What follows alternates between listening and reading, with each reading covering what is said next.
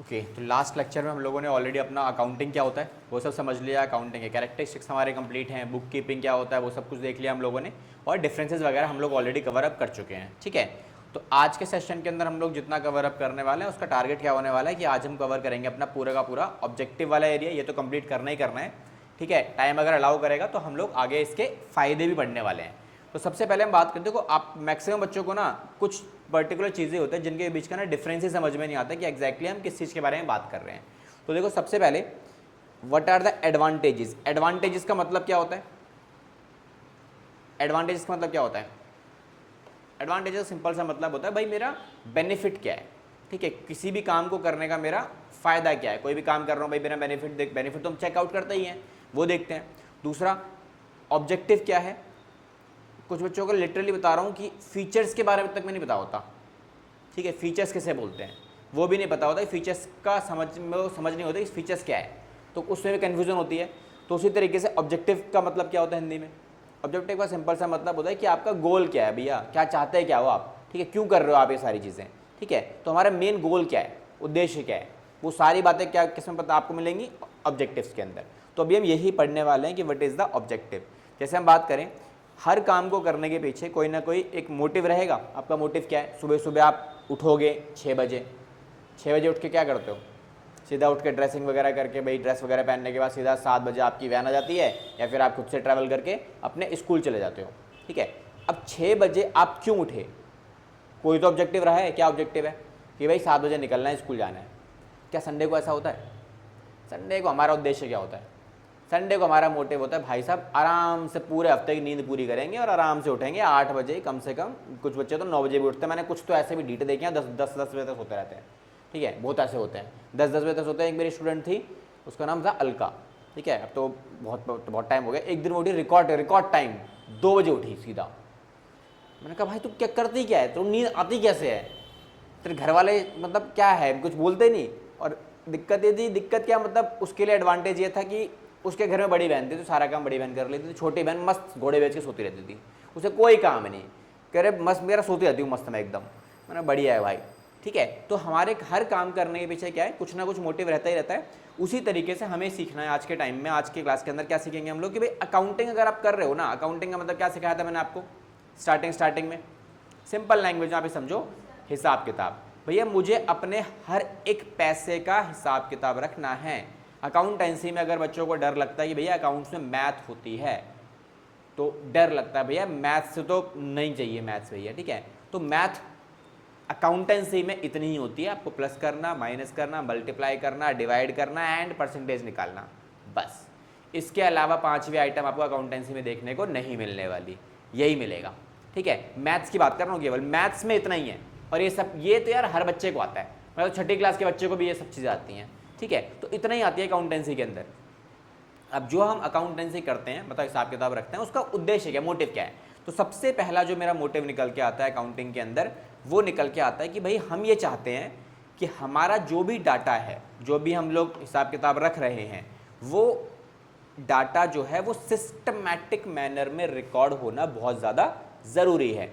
Keep systematic record of a business transactions. भाई जो भी मैं बिजनेस में पैसा खर्च कर रहा हूँ, चाहे मैं खर्च कर रहा हूँ चाहे मैं पैसा लेके आ रहा हूँ, कैसे भी आ रहा है, पैसा अगर आ रहा है ना, तो पैसा या तो देखो प्लस होगा आपका, या तो पैसा माइनस होगा। इन दोनों की मुझे प्रॉपर तरीके से रिकॉर्डिंग करनी है, अपने तरीके से नहीं।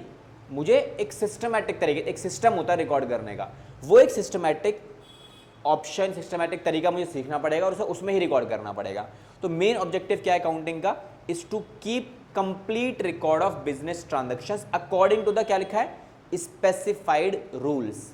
आपको प्रॉपर तरीके से उन सभी रूल्स को इस्तेमाल करते हुए प्रॉपरली काम करना है। ठीक है, स्कूल जाना आपका ऑब्जेक्टिव, स्कूल में टीचर्स, आप स्कूल जा रहे हो, आप स्कूल जाते टाइम क्या करते हो? एक सिस्टमैटिक तरीके से जाते हो ना। ऐसा थोड़ी है जैसे घर में आप घूम रहे हो, जिस ड्रेस में घर में घूम रहे हो, चल ठीक है यही पहन के स्कूल चले जाते हैं। भाई वहाँ स्कूल जा रहे हो आप, वहाँ एक सिस्टम है भैया कि सभी को प्रॉपर तरीके से यूनिफॉर्म में आना है।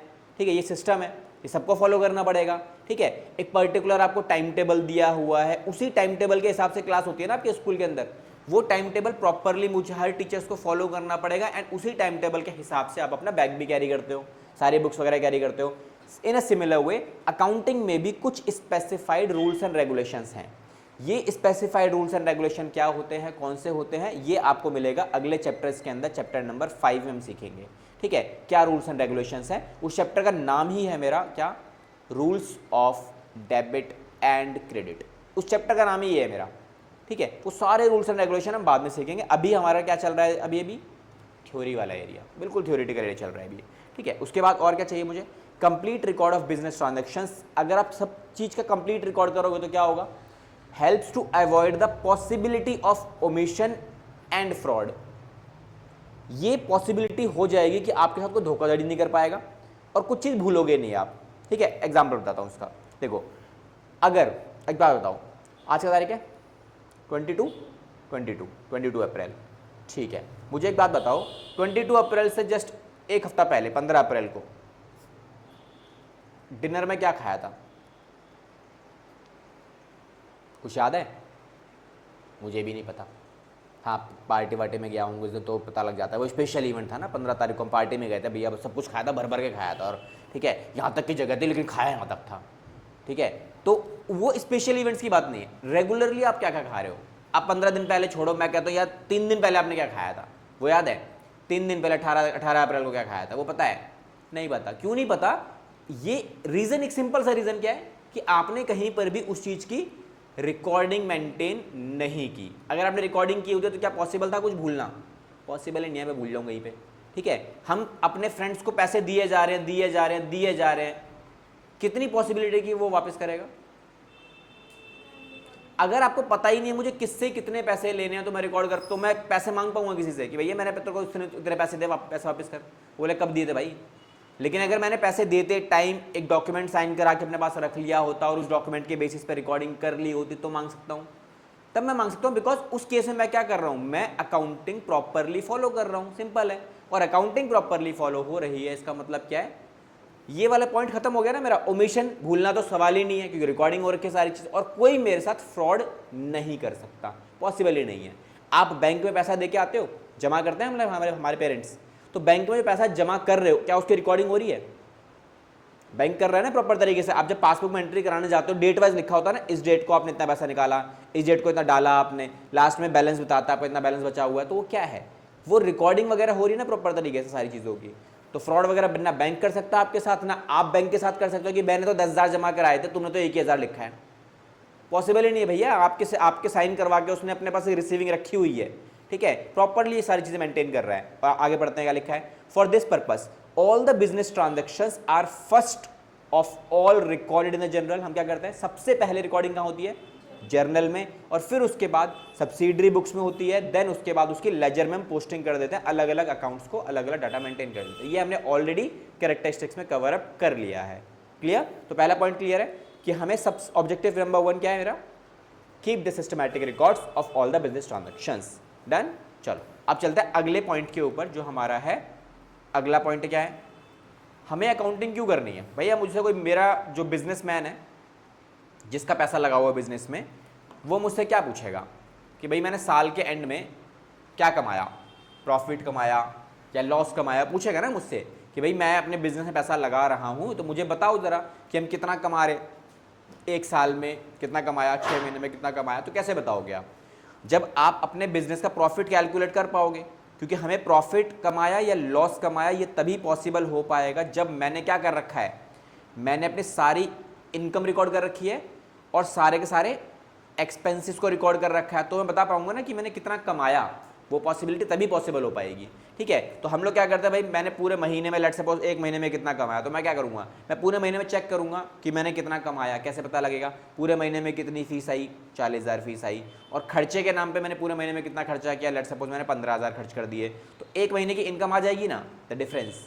40 में से 15,000 खर्च हो गए तो बचे कितने, 25,000 रुपये।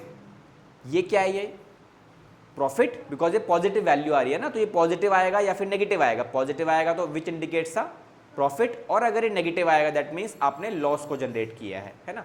बट ये सब पॉसिबिलिटीज कब हो पाएंगी, जब आपने ये और ये प्रॉपरली मेंटेन किया हुआ है। दैट मीन्स सेकेंड ऑब्जेक्टिव क्या निकल के आता है कि हमें बिजनेस का प्रॉफिट और लॉस निकालना है तो अकाउंटिंग करनी ही पड़ेगी। Then the second main objective of accounting is to ascertain the net profit earned on और होगा ये और loss suffered on account of business transactions during the particular period. अब ये पर्टिकुलर पीरियड क्या है? ये पर्टिकुलर पीरियड जो है ये हो सकता है आपका डिपेंडिंग आपका बिजनेस कितने महीने चलता है, 6 महीने, 12 महीने, 4 महीने, क्या है आपका बिजनेस, ठीक है। तो ये इसमें देख सकते हैं हम लोग, ये पर्टिकुलर पीरियड जरूरी नहीं हर बार फिक्स होगा, बट जनरली ये क्या होता है, ये वाला 12 महीने। हम 1 साल की अकाउंटिंग करते हैं ना, तो इन जनरल देखा जाए तो ये होता है। लेकिन अगर मुझे पर्टिकुलरली एक प्रोजेक्ट के बारे में निकालना है, तो जैसे होली दिवाली, अभी रिसेंटली कौन सा फेस्टिवल आने वाला है, क्या आएगा अब पता चल रहा है ना, मई जून जुलाई अगस्त आएगा सीधा सीधा, पतंगे वगैरह बिकेंगी सारी काइट। अब लेट सपोज मैंने छोटा सा एक पर्टिकुलर इस पर्टिकुलर इवेंट के लिए 15 अगस्त के लिए मैंने क्या किया, काइट्स वगैरह का बाहर स्टॉल लगा लिया, इसमें पैसा इन्वेस्ट किया, पैसा इन्वेस्ट करके यहाँ से क्या होगा, सेल वगैरह होगी, इनकम वगैरह कुछ तो निकलेगा। तो इस पर्टिकुलर बिजनेस का जो ये सेटअप लगाया मैंने, इसका टाइम फ्रेम कितना है, कब ये कितने महीने बिकती हैं काइट्स वगैरह, लेट जुलाई से बिकना शुरू हो जाती हैं, क्योंकि आजकल तो सारे बच्चे फ़ोन में लगे रहते हैं, कौन नहीं उड़ा रहा, ठीक है। ज़्यादा से ज़्यादा 1 अगस्त से मुझे दिखती है। हम लोग जब छोटे छोटे थे ना, तो लिटरली 1 जुलाई से ही लोग हमारे में क्रेज़ आ जाता था, 1 जुलाई से लगे रहते थे भाई साहब, पतंग उड़ाना शुरू, और दुकानों पर सब जगह पतंगें बिकती थी। अब तो ढूंढने चलो तो 1 अगस्त को भी जाके बहुत कम दुकानें मिलती है जो खुली होती हैं, जहाँ पतंगें वगैरह बिक्री होती हैं। तो 1 अगस्त से क्रेज़ स्टार्ट होता है, 15 अगस्त तक चलता है मैक्स टू मैक्स, 15 अगस्त को भी खत्म हो जाता है। तो ये जस्ट 15 दिन का टाइम फ्रेम है ना, तो इस 15 दिन के टाइम फ्रेम में कितना प्रॉफिट कमाया, कितना लॉस कमाया, दैट मीन्स मेरा पर्टिकुलर पीरियड कितना हो गया इस वाले टास्क के लिए, केवल 15 डेज का, मैक्स टू मैक्स 30 डेज का। तो ये पर्टिकुलर पीरियड के लिए मुझे अकाउंटिंग करनी तो पड़ेगी, और अकाउंटिंग करके मुझे क्या मिलेगा, मेरा बिजनेस का प्रॉफिट या फिर लॉस। तो जनरली देखा जाए बड़े बिजनेस की बात करें तो कितना होता है वो, 12 महीने का। वैसे डिपेंडिंग अपॉन द बिजनेस किस टाइप का है आपका, या फिर किसी पर्टिकुलर प्रोजेक्ट के लिए आप काम कर रहे हो तो वो अलग है, ठीक है। अच्छा, प्रॉफिट लॉस कैसे निकालोगे आप? फॉर दिस पर्पस हमें क्या बनाना पड़ता है, trading and profit and loss account. तो मुझे ये अकाउंट बनाना पड़ेगा जिसका नाम क्या होता है, trading and profit and loss account, ठीक है। ये मुझे बनाना पड़ेगा, जहां से मुझे क्या पता लगेगा कि मैंने प्रॉफिट कमाया या फिर मैंने लॉस जनरेट किया of a business is prepared at the end of each accounting period. Profit loss कब निकालोगे, वो पर्टिकुलर टाइम पीरियड खत्म होने के बाद निकालोगे ना, ऐसा तो नहीं स्टार्टिंग में प्रॉफिट निकाल लोगे। मैं यहाँ बिजनेस यहाँ मैंने स्टार्ट किया, तो 15 अगस्त खत्म होने के बाद जब मेरा पूरा बिजनेस वाइंड अप करूंगा, तब बैठूंगा ना कि हाँ भाई अब देखते हैं, चेक करते हैं मैंने कितना प्रॉफिट कमाया, कितना लॉस कमाया, है ना। यहाँ बैठूंगा, यहाँ मैं काउंटिंग करूंगा, भाई मैंने चेक करो अकाउंट्स, बही खाता लेके आओ, बही खाता मतलब अकाउंट्स के बुक्स लेके आओ, ठीक है। उसमें देखूंगा कितना कमाया, कितना खर्च मैंने किया, डिफरेंस निकालूंगा, डिफरेंस यहाँ बचेगा या तो पॉजिटिव बचेगा या नेगेटिव बचेगा, तो मुझे पता लग जाएगा मेरा प्रॉफिट है लॉस है। क्लियर? तो मेरा सेकंड ऑब्जेक्टिव क्या है अकाउंटिंग का, कि मुझे प्रॉफिट और लॉस की कैलकुलेशन करनी है। डन? चलो भाई नेक्स्ट ऑब्जेक्टिव पे आते हैं। नेक्स्ट ऑब्जेक्टिव होता है मेरे बिजनेस का चेक करना कि भैया हमारे बिजनेस की आज के टाइम पे क्या वैल्यू है, ठीक है। कोई बंदा बोलता है ना भाई बिजनेस आपने ग्रो कर रहे हो, आप बिजनेस कैसा चल रहा है आपका, तो मैं क्या चेक करके बताऊंगा, केवल प्रॉफिट लॉस? प्रॉफिट लॉस तो हर साल हो गई होगा, ठीक है। फर्स्ट ईयर में किसी बंदे के बिजनेस में एसेट्स का वैल्यूएशन कितना है, एसेट्स का मतलब क्या है, बिजनेस में लगाई गई संपत्ति जो बिजनेस के खुद के नाम पर रजिस्टर्ड है, ठीक है। मैं अपनी बात करूं तो मेरे जब मैंने अपना बिजनेस का सेटअप स्टार्ट किया था, तो मैंने एसेट्स के नाम पे मेरे पास क्या क्या था, 6 चेयर, वो ब्लू वाली आर्म रेस्ट वाली, ठीक है। ये चेयर थी मेरे पास 6, ये भी मैं कहीं से पुरानी उठा के लेके आया था, ठीक है। 1500 रुपये की एक थी शायद, या उससे भी सस्ती होगी, ठीक है। 6 के हिसाब से 9000 रुपये हो गए सीधे ना, 9000 रुपये हो गए। उसके अलावा अगर लगाऊँ तो एक टेबल थी, वो मैं पुरानी लेके आया था, ये 2000 की थी शायद, ठीक है। इसके अलावा एक फ़ैन पापन ऑफिस से मंगवा लिया था, ये 1000 रुपये के आसपास, शायद 1100 का था शायद, ठीक है। उसके अलावा एक इन्वर्टर लगवाया था उस टाइम पे, बिकॉज इन्वर्टर तो लाइट बहुत जाती थी, ठीक है। तो एक इन्वर्टर लगवाया था, तो वो 15000 के आसपास शायद इतने का बना। तो मतलब ये कि सब क्या था, ये सब एसेट्स का पार्ट है। अब आज के टाइम पे अगर देखा जाए आफ्टर द 10 to 15 ईयर्स के बाद, ठीक है, 15 ईयर्स के बाद आज के टाइम पे एसेट्स की वैल्यूएशन कैसे पता लगेगी, एसेट्स में क्या क्या मेरे पास, अभी तो बहुत सारे टेबल्स, काफ़ी सारे टेबल्स अवेलेबल हैं, ठीक है। 1 2 3 4 एसी लगे हुए हैं, ठीक है। 4 एसी लगे हुए, एसी पहले था ही नहीं, पंखे चलते तो नॉर्मल, ठीक है। तो ये सब नॉर्मल चीज़ें, एक डिजिटल बोर्ड लगा लो, तो आज के टाइम पे वैल्यूएशन अगर देखी जाए तो कम से कम भी लगाऊं तो 5-6 लाख रुपए के आसपास की आराम से होगी, सारी एसेट्स की वैल्यू मिला दी जाए तो, तो पता लगता है कि ये सब इन्फॉर्मेशन मुझे कहाँ से मिल रही है कि मेरे पास एसेट्स कितना है, कर्जे के नाम पर मेरे ऊपर कितना कर्जा मैंने ले रखा है। तो कर्जे के नाम पर देखा जाए तो आई डोंट थिंक सो कि कुछ भी कर्जे पे मेरा है अभी, नहीं, कर्जा जीरो है, अभी नहीं है मेरे पास कोई भी कर्जा नहीं है। ठीक है, तो ये सब चीज़ें कहाँ से पता लगती हैं? ये सब पता लगाना अकाउंटिंग का ही काम है। बिकॉज मैं जब लिखूंगा ये सारी चीज़ें एसेट्स के बारे में, लायबिलिटीज़ के बारे में, तब पता लगेगा ना कि मेरा बिजनेस का फाइनेंशियल पोजीशन या फिर मेरे बिजनेस की वैल्यू कितनी है ना। तो ये पॉसिबिलिटी कहाँ से पता लगती है? जब आप अकाउंटिंग करते हो। तो क्या लिखा है? To ascertain the financial position of the business. भैया आपके बिजनेस की फाइनेंशियल पोजीशन क्या है? आपने अपने बिजनेस का प्रॉफिट लॉस बना लिया, बढ़िया, और उसे हम क्या बनाते हैं? हम बताते हैं बैलेंस शीट बना के, जो कि हमें क्या बताती है? Which shows the assets and their value. ठीक है, हमें क्या बताएगी? हमारे एसेट्स की के इन्फॉर्मेशन देगी और हमारे उसकी वैल्यू भी बताती है कि हमारे पास ये आइटम इतने इतने रुपए का है।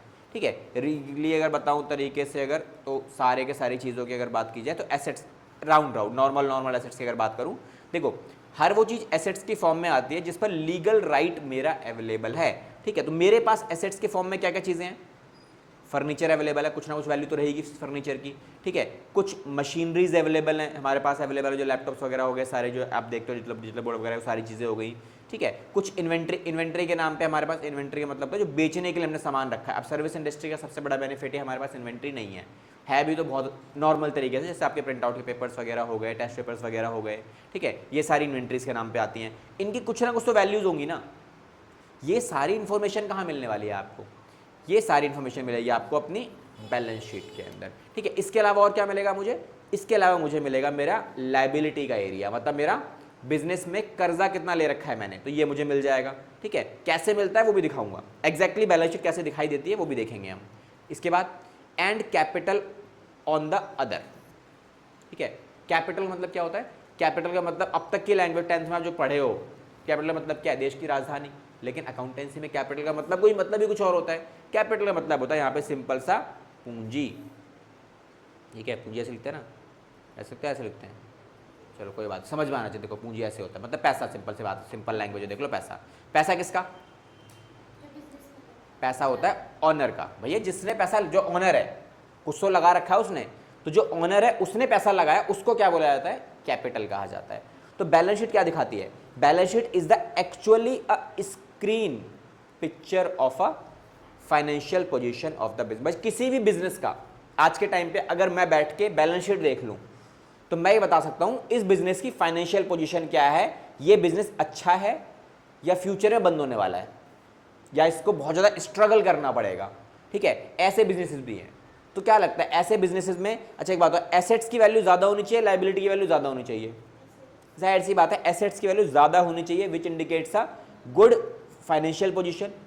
ठीक है, और कर्जे कम होने चाहिए मेरे, जाहिर सी बात है, कर्जे कम होंगे तो उसका मतलब क्या है? हमारे जितने ज़्यादा कर्जे कम होंगे उतना ज़्यादा मेरे ऊपर बर्डन कम देखने को मिलेगा। और ये सारी इन्फॉर्मेशन मुझे मिलेगी कहाँ से? बैलेंस शीट से, जो कि हमारा ऑब्जेक्टिव है किसका? अकाउंटिंग का। क्लियर? तो ये भी हमने कवर अप किया। अगले पॉइंट पे आते हैं। तो अगला पॉइंट हमारा होता है कि भैया जब आप अकाउंटिंग करोगे तभी तो जाके इन्फॉर्मेशन दे पाओगे इंटरेस्टेड लोगों को, या आप मुंह से बोल के बता दोगे? ऐसा तो पॉसिबल नहीं है ना। भैया मेरे पास एक स्टूडेंट आता है, उसके पापा बैंक में मैनेजर है, ठीक है, और मैं गया उसी बैंक में लोन मांगने। मैंने कहा सर मुझे ना लोन चाहिए 10 लाख रुपए का। ठीक है, आप तो हमें बहुत अच्छे से जानते हो, ठीक है, बिजनेस आप जानते हो कितना बड़ा बिजनेस है, चला रहे हैं अच्छे से, तो 10 लाख रुपए का लोन तो आप दे ही सकते हो। तो पॉइंट ये आता है कि भाई बैंक मैनेजर क्या मुझे लोन दे देगा? नहीं, वो क्या मांगेगा? वो कहता सर मैं तो एम्प्लॉय हूं, मुझे पता है सारी चीजें, लेकिन पेपर वर्क कहाँ है? हमें चाहिए, बैंक को क्या चाहिए? बैंक को चाहिए इंफॉर्मेशन, और इंफॉर्मेशन कहाँ मिलेगी? पेपर्स के अंदर मिलेगी। कोई वैलिड एविडेंस तो दो मुझे लाके आप, जिसके थ्रू मैं जाके बता पाऊँ दूसरे बंदे को, हमारे सीनियर्स को, या फिर हमारा जो प्रॉपर एक रूल्स एंड रेगुलेशन है, एक तरीका होता है लोन सैंक्शन करने का, वहाँ डॉक्यूमेंट्स लगाने पड़ते हैं कि भैया इस बंदे के पास इतनी इतनी इनकम आ रही है, इतना इतना कमा रहा है, इतना इतना लोन दे सकते हैं हम लोग, कोई दिक्कत नहीं है। ठीक है, सैलरीड एम्प्लॉयज़ के पास होता है, सैलरीड एम्प्लॉयज़ के पास क्या होता है? होम लोन अगर वो लेने जाते हैं ना सैलरीड में, तो जितनी सैलरी है किसी भी एम्प्लॉय की, उस बंदे को उसका 10x लोन मिल जाता है आराम से, ठीक है। मतलब महीने की सैलरी अगर किसी इंसान के लगा लो 2 लाख रुपए की है, ठीक है, 2 लाख की है, तो उसका 10x कर लो आप। 10x कितना होगा? 2 करोड़, है ना। तो 2 करोड़ हो गया सीधा सीधा।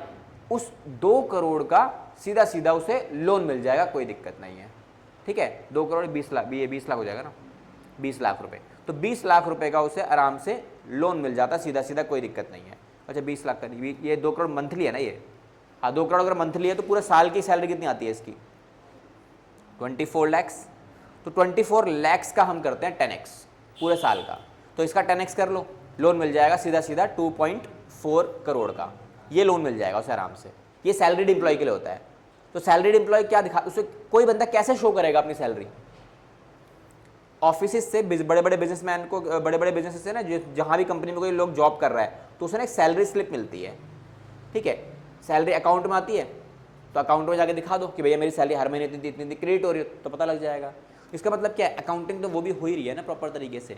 दैट मीन्स मुझे अकाउंटिंग क्यों चाहिए? अकाउंटिंग मुझे इसलिए भी चाहिए ताकि मैं वो इन्फॉर्मेशन जाके किसको दिखा सकूं? वेरियस पार्टीज को। भाई जो भी मेरी इन्फॉर्मेशन देखना चाहता है आके देख लो। कोई बंदा मुझे उधार देना चाह रहा है, मुझे उधार की रिक्वायरमेंट है, तो सामने वाला बंदा पूछेगा ना भाई आपकी क्रेडिबिलिटी क्या है, कितना कमा रहे हो, कितना उधार मांग रहे हो, तो आप दे भी पाओगे नहीं दे पाओगे, ठीक है। तो the objective of accounting is to communicate the accounting information to the various interested parties like owner, creditor, banks और गवर्नमेंट्स। गवर्नमेंट्स को क्यों चाहिए? क्योंकि गवर्नमेंट हमसे क्या मांगती है? टैक्स मांगती है, ले लो। और निर्मला ताई मांगेगी, आ जाओ भाई टैक्स दो, टैक्स दो, चिल्लाते रहते वैसे भी हो, इस चीज़ वही टैक्स दो, पैसा बचाओ तो टैक्स दो, खर्च करो तो टैक्स दो, ठीक है, कमाओ तो टैक्स दो। तो उनको तो चाहिए भैया। तो उसको इन्फॉर्मेशन कैसे मिलेंगी? हमारी अकाउंटिंग होगी तो पता, तो इन्फॉर्मेशन मिल जाती है। तो इसीलिए क्या है, हमारी अकाउंटिंग करने का ऑब्जेक्टिव क्या होता है कि हमें इन्फॉर्मेशन देनी होती है किसको? वेरियस पार्टीज को। बहुत सारी पार्टीज हैं, उसे हम क्या बोलते हैं?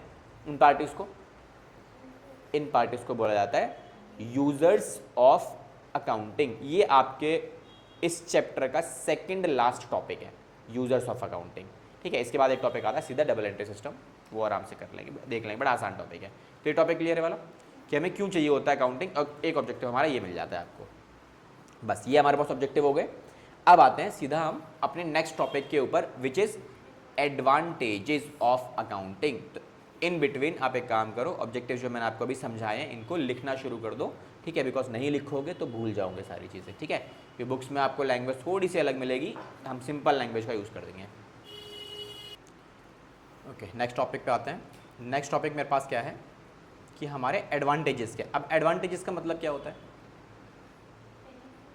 एडवांटेजेस का मतलब होता है कि अगर आप अकाउंटिंग करोगे, ठीक है, अगर आप अकाउंटिंग करोगे तो भैया हमें क्या क्या बेनिफिट्स मिलने वाले हैं, ठीक है। तो बेनिफिट्स के लिए तो हम सारे काम करते ही हैं, ठीक है। फ़ायदे नुकसान तो हम देखते हैं ना सारी चीज़ों के, कि भैया हम ये काम करेंगे तो फिर इससे क्या होगा, ये नहीं करेंगे तो उसका नुकसान क्या होगा, ठीक है। तो बेनिफिट्स क्या क्या हो सकते हैं अकाउंटिंग के? तो सबसे पहला जो बेनिफिट हमें देखने को मिलता है वो होता है कि अकाउंटिंग एग्जैक्टली में हमें क्या बताता है कि भैया हमारा जो बिजनेस है वो बिजनेस की फाइनेंशियल पोजीशन हमें पता लग जाती है, ये बेनिफिट मुझे मिल जाता है। और हम अपने बिजनेस को क्या कर सकते हैं?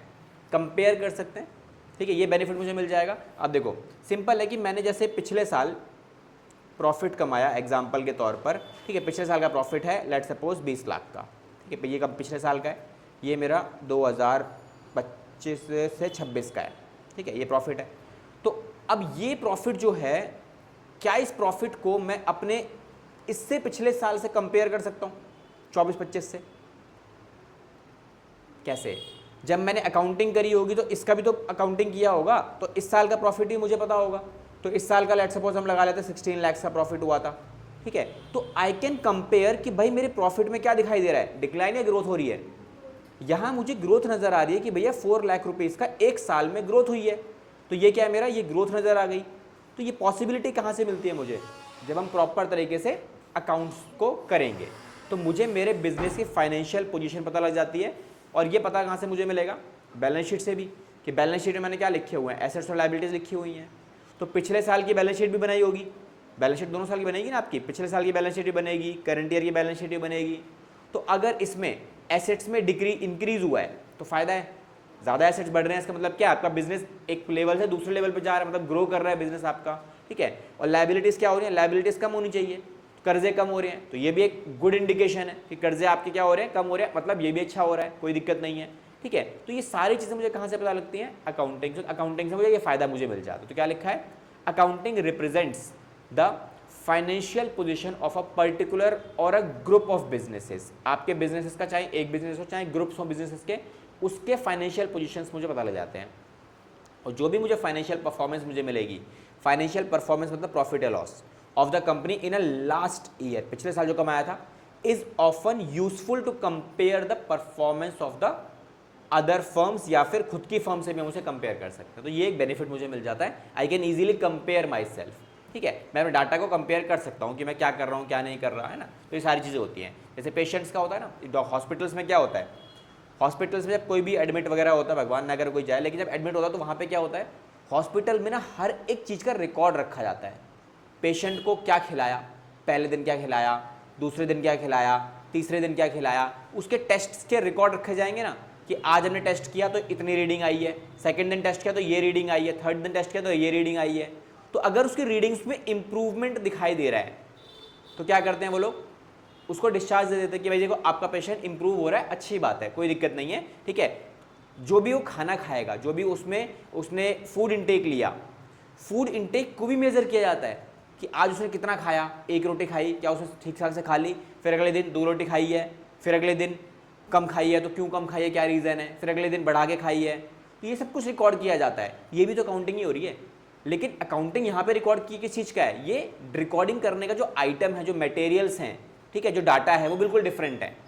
लेकिन कर पाएंगे हम लोग तब जब, क्यों कर पा रहे हैं सब चीज़ें, क्योंकि मुझे इसमें क्या करना है, कंपेयर करना है हर एक डाटा को अगले डाटा के साथ या फिर प्रीवियस डाटा के साथ, कि भैया मेरे को यहाँ पे इंप्रूवमेंट दिखाई दे रहा है, फिर मुझे क्या दिखाई दे रहा है, तभी तो हम एक डिसीजन ले पाएंगे कि मुझे क्या करना है आगे जाके।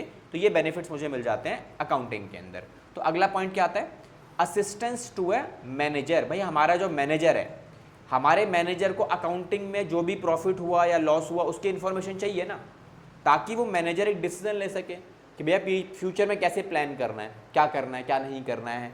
तो an account rendered the essential data, उसके अंदर क्या है मेरे पास, बहुत हर अकाउंटिंग के अंदर एक एसेंशियल डाटा अवेलेबल है, जो कि किसको चाहिए, मैनेजर को चाहिए।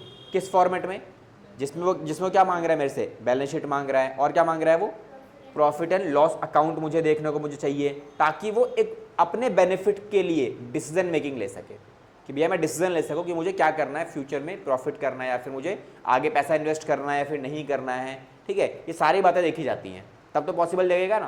अब जैसे मुझे लगा लो कि भाई मेरे को लगा लो प्रीवियस ईयर मेरे पास अकाउंट्स के 28 स्टूडेंट्स का डाटा था, ठीक है, 28 स्टूडेंट्स मेरे पास 12th में थे अवेलेबल। तो अगर मुझे लगता है कि यार इस साल नंबर्स बढ़ रहे हैं, तो मैं एक डिसीजन ले सकता हूँ कि यार मेरे को इन बैचेस में सेकंड बैच मुझे ओपन करना है या नहीं करना, 2 बैचेस में चाहिए नहीं चाहिए। तो ये पॉसिबिलिटी कब मिलेगी, जब मैं डाटा को प्रॉपर्ली मेंटेन करूँ। मैं तुम्हारे अटेंडेंस क्यों लगाता हूँ, इसलिए लगाता हूँ ना कि जो बच्चा कंसिस्टेंटली अवेलेबल है, डेली बेसिस पे आ रहा है, डेली बेसिस पे टेस्ट वगैरह प्रॉपर्ली कंडक्ट कर रहा है, सारे होमवर्क्स वगैरह लेके आ रहा है, सारे करके लेके आ रहा है, तो चांसेस ही नहीं है भाई लास्ट में आके वो फेल हो जाए या फिर उसके नंबर 60% से नीचे आ जाए।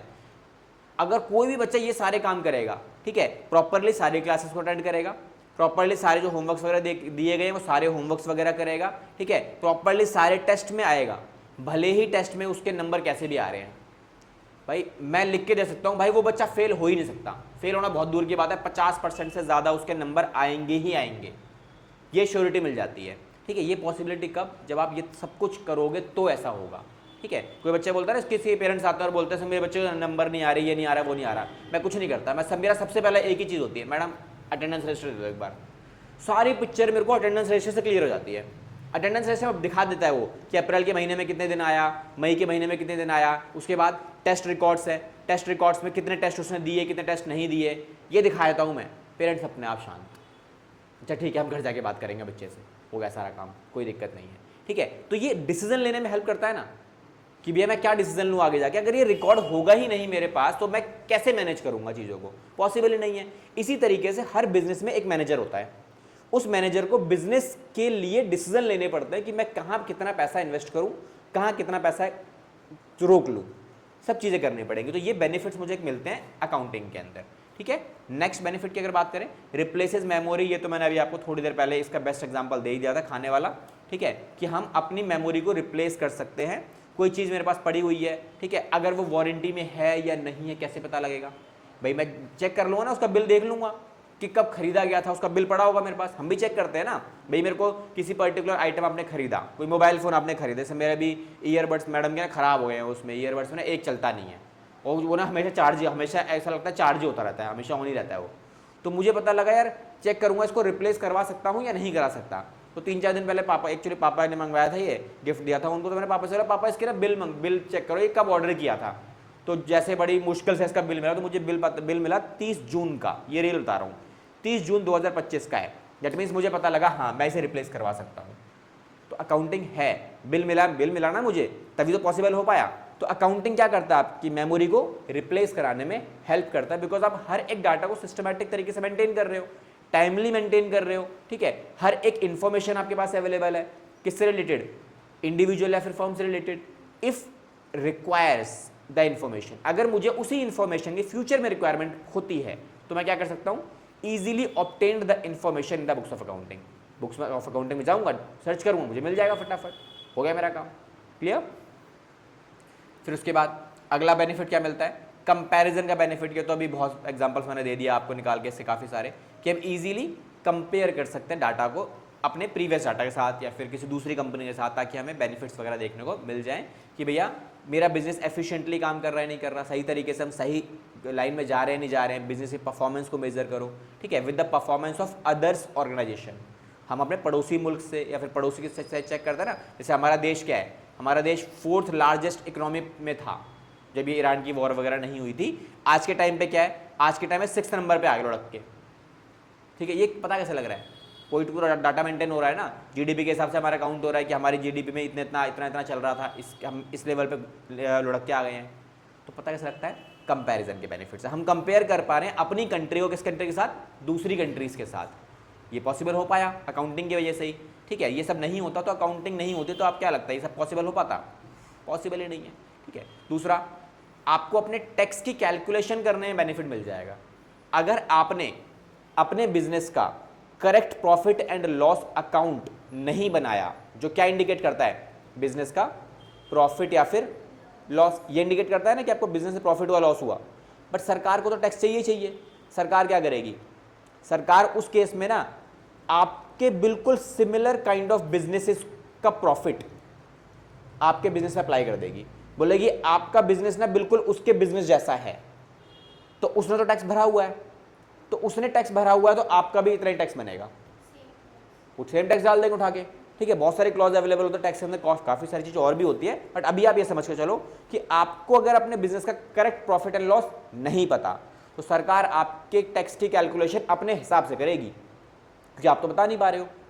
अगर आप बता पाओगे तब जब आप अकाउंटिंग करोगे, आपने अकाउंटिंग करी नहीं है, पैसा छापे जा रहे हो, सरकार को घुस दे नहीं रहे हो, सरकार तो आएगी और देखेगी भाई तुम कितना कमा रहे हो, तो इसके हिसाब से काउंटिंग करेगी, निकाल लेगी, ठीक है। बीच में मूवी आई थी ना रेड, देखी थी, ओके, कौन सा हीरो है उसमें, Ajay Devgan, income tax officer होता है उसके अंदर।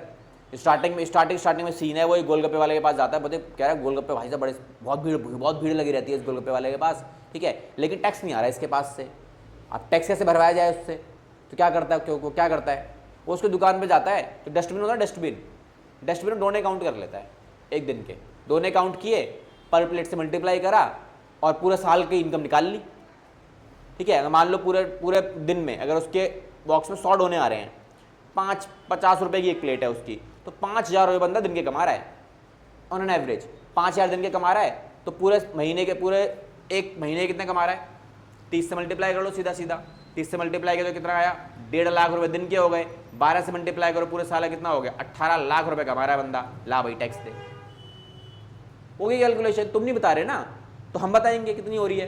तो ये बेनिफिट आपको अकाउंटिंग दे देती है कि आप अकाउंट करो, क्योंकि अब देखो, अब सरकार ने जब किया ना तो आपको एक्सपेंसेस को माइनस करने का मौका नहीं दिया, खर्चे भी तो किए होंगे ना उसने, क्या ये वाला पॉइंट, टैक्स कैलकुलेशन के लिए। टैक्स कैलकुलेशन कहाँ से की हो, टैक्स किस पे मिलता है, हम जितना कमा रहे हैं, प्रॉफिट कमा रहे हैं, उस पर टैक्स होता है। तो जितना हम कमाएंगे, अगर आपने सरकार को इसकी इंफॉर्मेशन नहीं दी, तो सरकार क्या करेगी, अपने हिसाब से कैलकुलेट करेगी और अपने हिसाब से कैलकुलेट करने में एक एग्जांपल दिया था मैंने अभी कि यहाँ पे भाई एक गोलगप्पे वाला है, गोलगप्पे बेच रहा है, ठीक है। सरकार ने अपना एक ऑफिसर भेज दिया और बोला इसकी टैक्स की कैलकुलेशन करके आओ, देखो जाए कितना कमा रहा है ये बंदा ना, कमा बहुत ज़्यादा रहा है लेकिन टैक्स नहीं दे रहा, ठीक है। पूरे मोहल्ले में इसका नाम है, दूर दूर से इसके गोलगप्पे खाए, लोग गोलगप्पे खा रहे हैं, कितना कमा रहा है। तो उस ऑफिसर ने क्या किया, इसके डस्टबिन में से डोने काउंट करना शुरू किया। एक दिन में डोने निकाले, एग्जाम्पल के तौर पर 100, एक प्लेट का प्राइस है 50, तो टोटल क्या हुआ अमाउंट, एक दिन में 5000 की सेल हो रही है, पूरे महीने में 1.5 लाख की सेल हो रही है, 12 से मल्टीप्लाई किया तो पूरे साल की सेल आ गई 18 लाख रुपए। सरकार बोलेगी 18 लाख कमा रहा है, एक काम कर 30% के स्लैब में आ रहा है, टैक्स दे, ठीक है। तो इसमें से 30% के हिसाब से टैक्स चला जाएगा उसका पूरा जो ही बनेगा, ठीक है। तो 30% टैक्स के हिसाब से कितनी वैल्यू आ रही है, 5,40,000 रुपये।